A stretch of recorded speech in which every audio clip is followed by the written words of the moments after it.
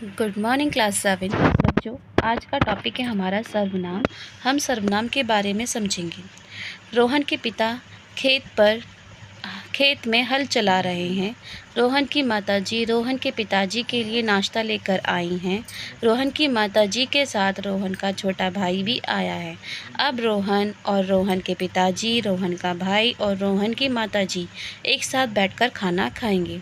अब बच्चों, इसमें बार बार रोहन नाम आया है और रोहन नाम ये सब पढ़ने में अटपटा भी लग रहा है। अब इसमें कुछ सर्वनाम शब्दों को जोड़कर हम इसे दोबारा से लिखते हैं।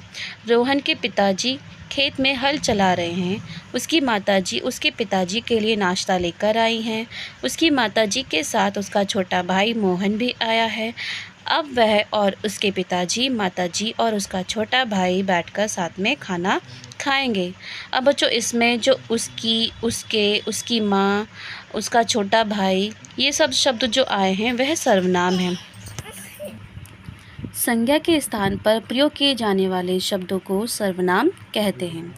सर्वनाम के 6 भेद होते हैं, जिसमें है हमारा पहला पुरुषवाचक सर्वनाम।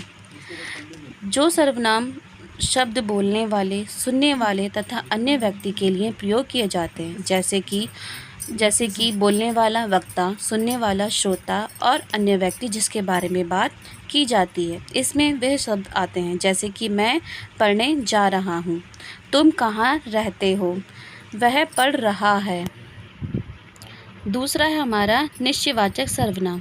निश्चयवाचक सर्वनाम वह शब्द हैं जिनसे किसी पास या दूर की वस्तु या व्यक्ति का निश्चय रूप का बोध होता है, यानी कि पता चलता है कि वहाँ पर वही है। जैसे कि यह घर मेरा है, वह पेड़ है, यानी कि निश्चय ही है। अगर दूर या पास से भी देखा जाए तो अगर वहाँ पर मेरा घर है तो मैं यही बोलूँगी कि यह मेरा घर है।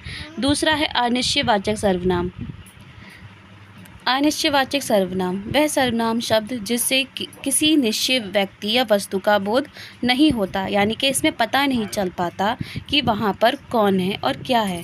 जैसे कि दरवाजे पर कोई खड़ा है, वहाँ कोई आ रहा है, दूध में कुछ गिरा है, दाल में कुछ काला है, यानी कि अनिश्चित है, यानी कि पता नहीं है कि क्या है। फोर्थ है हमारा प्रश्नवाचक सर्वनाम। जो सर्वनाम किसी व्यक्ति या वस्तु हेतु प्रश्न पूछे गए हों, वहाँ पर प्रश्नवाचक सर्वनाम होता है। जैसे कि तुम क्या लिख रहे हो, वहाँ पर कौन आया है, जिनमें सिर्फ क्वेश्चन मार्क वाले हमारे चिन्हों का प्रयोग किया जाता है। पांचवा है हमारा संबंधवाचक सर्वनाम।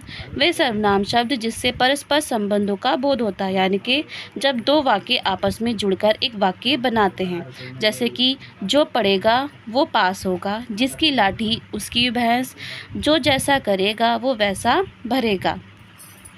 6 है हमारा निजवाचक सर्वनाम। निजवाचक सर्वनाम मतलब सिर्फ अपने लिए, यानी कि स्वयं के लिए यूज़ किया जाता है। वह सर्वनाम शब्द जिसमें अपनेपन की भावना प्रकट होती है।